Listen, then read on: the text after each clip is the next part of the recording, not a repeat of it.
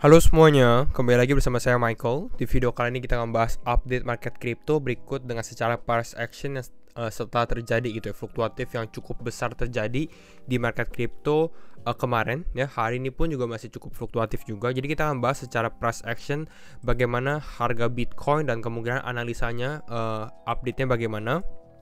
Berikutnya nanti kita juga membahas beberapa data-data yang ada ya. Akan cukup menarik kalau teman-teman mau melihat bagaimana update market crypto ke depannya juga. Jadi kalau misalnya teman-teman suka video ini, jangan lupa untuk share videonya, like ataupun subscribe. Kita akan langsung masuk ke dalam videonya, dimana untuk hari ini market bukan sedikit tapi ini mengalami kenaikan. Yang kita tahu bahwa kemarin setelah CPI market cukup pump besar gitu ya. Kita memang ada sempat bahas di sini, hasil CPI sudah rilis gitu ya, dan memang market sedikit mengalami kenaikan. Bitcoin kembali lagi ke level 19.300. Artinya apa? Kita akan bahas nanti di teknikalnya. Ethereum di 1.300 naik 4,8%, cukup signifikan. Secara 24 jam terakhir kalau kita perhatikan ada ENS ya, Ethereum Name Service ini lagi cukup booming. Ini teman-teman bisa perhatikan ENS ya.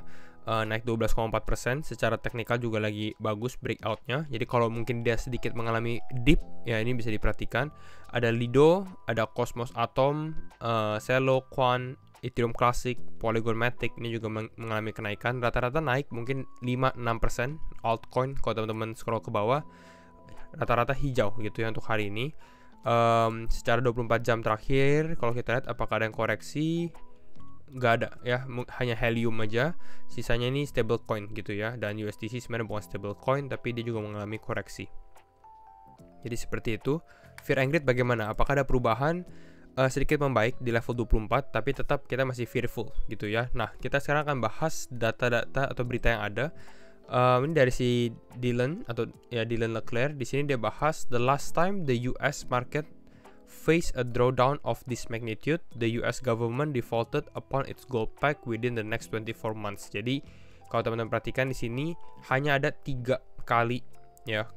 Kalau kita expect bahwa tahun ini berada di zona yang ini gitu ya. Seharusnya berada di dalam zona ini kalau saya rasa gitu ya.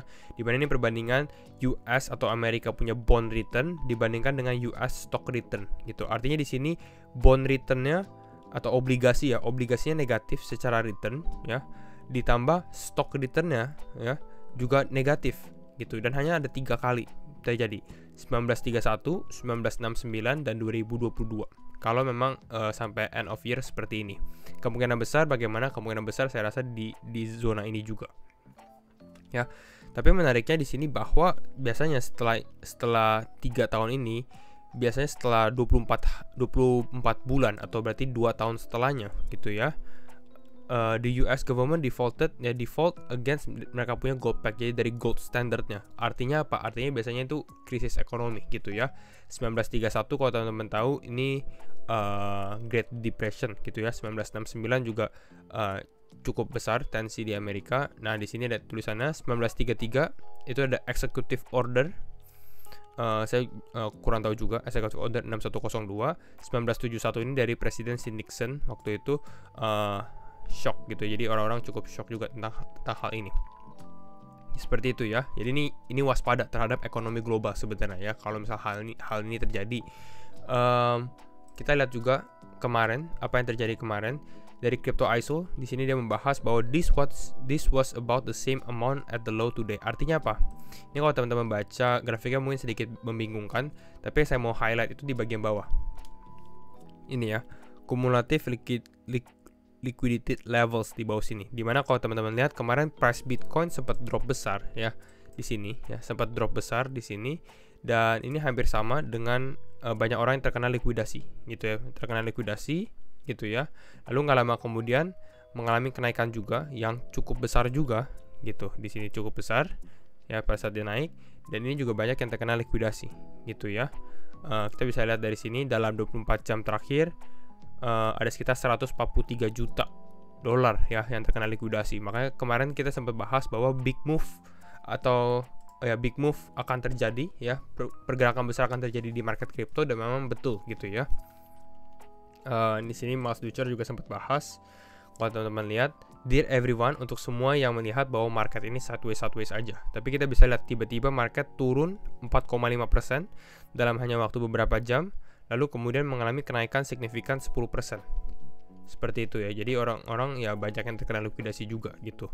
Makanya ini saya bilang kalau misalnya seperti ini, big move seperti itu, sangat perlu stop loss ya kalau teman-teman mungkin yang main futures dan lain-lain. Kalau yang main spot itu tergantung time frame teman-teman juga gitu. Apakah mau scalping ataupun invest gitu ya. Kalau invest sebenarnya tidak perlu sih. Ya. Ditambah lagi di sini kita bahas 31 juta dolar ya in Bitcoin short liquidation in 1 hour, dalam 1 jam ya, pada saat dia mengalami kenaikan signifikan itu. Jadi kira-kira itu untuk update-nya. Sekarang kita akan bahas untuk analisa teknikal untuk Bitcoin. Bagaimana ya? Kemarin kalau teman-teman melihat update kita ya, kita sempat bahas bahwa Bitcoin ini ada relatif strength ya. Kalau dia bisa breakout di sini mungkin ada penguatan gitu ya. Dan secara target kita sudah bahas itu berada di kisaran level. Nah, kita sempat gambar sebenarnya di area sini.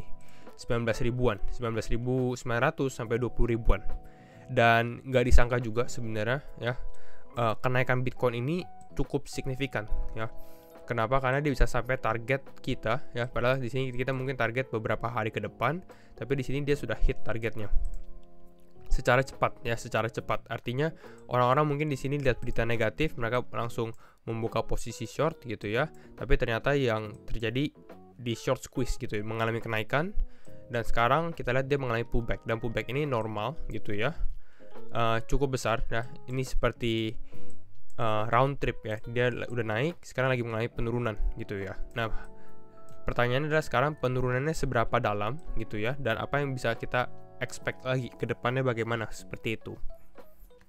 Kalau kita lihat dari sini, ini time frame 4 jam ya, kita lihat ya. Kalau di time frame 4 jam, kita lihat sebenarnya Bitcoin ini sekarang masih berada di dalam level supportnya dia yang kita sempat bahas, level 19.400-an gitu ya. Tapi saya rasa kemungkinannya dengan kenaikan seperti ini dan dia sudah mulai koreksi, ada potensi dia koreksi lebih dalam lagi gitu ya. Dalamnya seberapa? Sebenarnya saya nggak expect untuk dia turun di bawah sini gitu ya. Mungkin ini udah menjadi local low kita untuk mungkin dalam beberapa hari ke depan gitu ya. Jadi untuk potensi Bitcoin turun lebih dalam lagi seperti ini mungkin ada, tapi nggak akan besar gitu. Karena teman-teman bisa bayangkan dia turun, dia naik tinggi sekali gitu ya. Mungkin kalau kita gambarin di sini ya, dia turun seperti ini 5%, lalu dia mengalami kenaikan di sini 9%, lalu kalau bayangkan dia turun lagi ke bawah sampai bawah sini 11%, seperti itu. Ini sangat-sangat volatilitasnya sangat-sangat tinggi kalau hal ini terjadi gitu ya. Yang kita mau sebenarnya adalah untuk dia maintain low di sini, bahkan bukan low di sini saya rasa. Mungkin yang kita bisa perhatikan low di bawah sini ya, 18.700-an. Ini yang kita sempat bahas kemarin juga ya. Kita mau lihat Bitcoin bertahan di sini. Jadi selama dia retest, mungkin dia bisa retest ke area resisten line di sini 19.000-an atau 18.800-an, ini masih oke gitu ya untuk Bitcoin kembali lagi melanjutkan kenaikan dulu gitu ya. Dengan seperti ini target Bitcoin kita bisa naikin, mungkin dia bisa testing ke area 21.000 atau 20.500-an pun itu juga cukup bullish juga saya rasa, kalau memang Bitcoin masih bisa mempertahankan low di bawah sini. Seperti itu. Ini secara yang kita bisa update dari pergerakan Bitcoin sendiri. Kalau kita lihat di time frame yang lebih kecil, misalnya 1 jam, apakah kelihatan ya, ini masih di posisi support di level 15, time frame 15. Kita bisa lihat supportnya ini bergerak ya, sempat ada tahanan di sini, ini mulai sedikit breakdown. Kita akan lihat mungkin untuk konfirmasi lihat di candle 4 jam ya, beberapa saat lagi dimana apakah ada closing di bawah atau tidak. Kalau ada closing ya mungkin testing ke area level 19.100, 19.200 ataupun 18.000-an, itu saya rasa masih cukup masuk akal gitu ya. Dan secara time frame masih cukup bullish selama dia bisa mempertahankan low di bawah sini, seperti itu ya. Itu untuk Bitcoin. Dan kalau skenario bullish berikutnya ini lebih pada saat Bitcoin tidak mengalami pullback ya. Di sini saya gambarkan, ini yang cukup simple. Kalau teman-teman lihat dari time frame one day-nya ya, dari time frame one day, ini saya close volume-nya. Nah, yang perlu diperhatikan sebenarnya satu level 19.600. ya di kisaran ini 19.600 ya 580-an lah di level ini, karena ini kita ambil di time frame daily, jadi kita nggak lihat secara short term time frame, kita fokus terhadap daily close-nya bagaimana gitu ya. Kalau teman-teman tanya Bitcoin untuk mengalami kenaikan lagi, ya dia harus closing di atas level 19.580. Kenapa level tersebut ya pertanyaannya? Karena kalau kita lihat dari sini, ini secara time frame daily ini cukup kuat. Di sini dia bounce, sempat beberapa kali bounce. Kalau teman-teman lihat dari sini secara candle kecilnya ya, shadow candle-nya di sini bounce juga, menjadi resisten yang cukup kuat juga di sini, betul kan? Di sini ada sedikit kenaikan, deviation bisa dibilang seperti itu. Lalu di sini ada resistance lagi, dan sekarang lagi mencoba untuk breakout lagi seperti itu, ya. Jadi kalau misalnya Bitcoin bisa close di atas candle ini cukup positif gitu di time frame daily-nya, ya.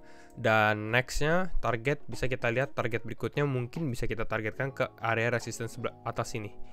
Artinya mungkin kalau kita di sini zona antara level 20.300, 20.200 itu bisa terjadi kalau memang dia sudah closing di atas level 19.000.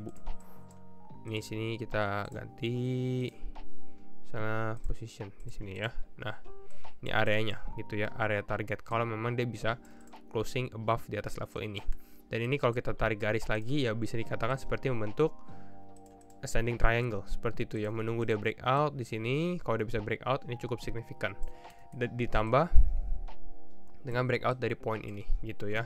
Jadi ini kita lihat outlook ke depannya untuk Bitcoin, tapi untuk dia potensi skenario ke bawah atau testing ke area 18.800-an saya rasa masih cukup mungkin gitu ya.